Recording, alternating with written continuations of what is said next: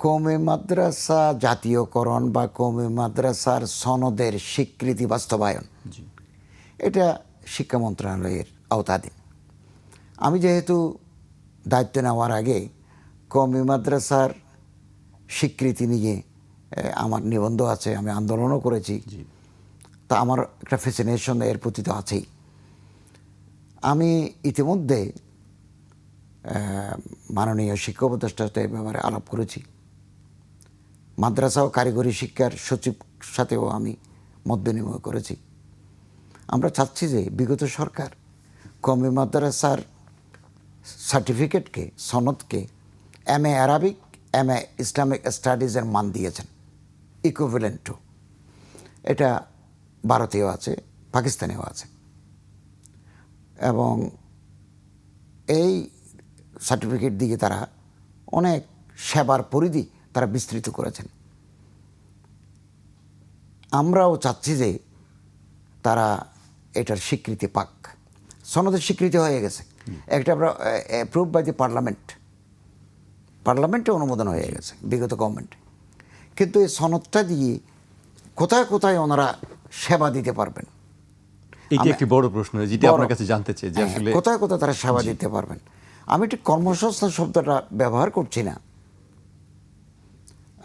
কোথায় কোথায় তারা নিজের সেবা দিতে পারবেন এটা ডিফাইন করা নাই, অর্থাৎ এর জন্য কোনো পরিপত্র নাই, কেবল এর মান দেওয়া হলো এতটুকু। সুবিধা ছিল এগুলো আগে করে ফেললে ভালো ছিল।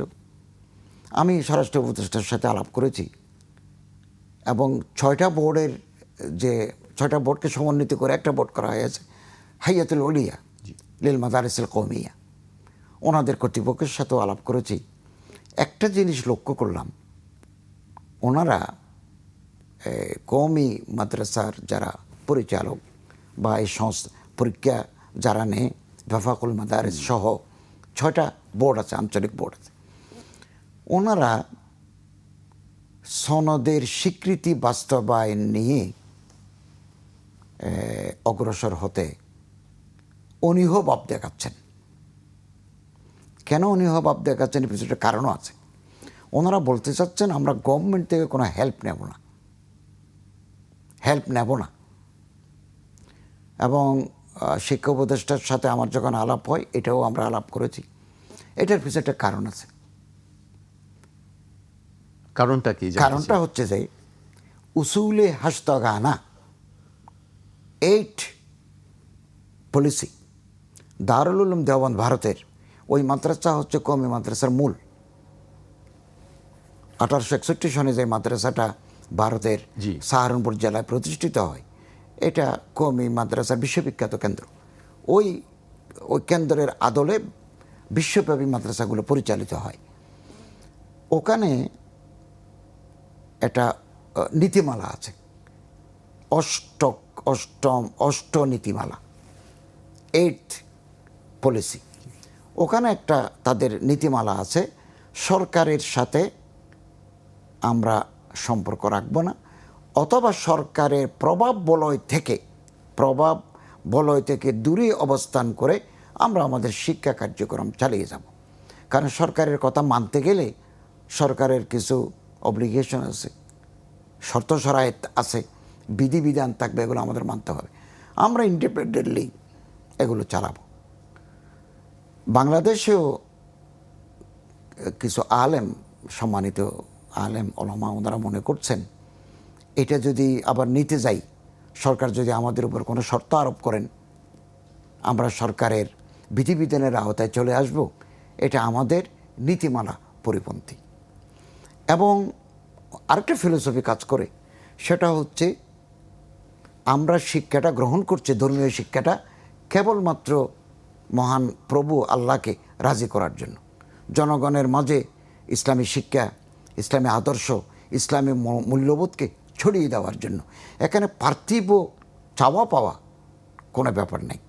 কিন্তু তাহলে এই যে বিশাল জনগোষ্ঠী, তারা কি করবেন আসলে, যারা ধর্মীয় শিক্ষা অর্জন করছেন, জ্ঞান লাভ করছেন, তাদের আপনি বলছিলেন যে কর্মসংস্থান বা জীবিকা, তারা কি হবে? তারা কি মূল স্রোতের সঙ্গে বাইরেই থেকে যাবে?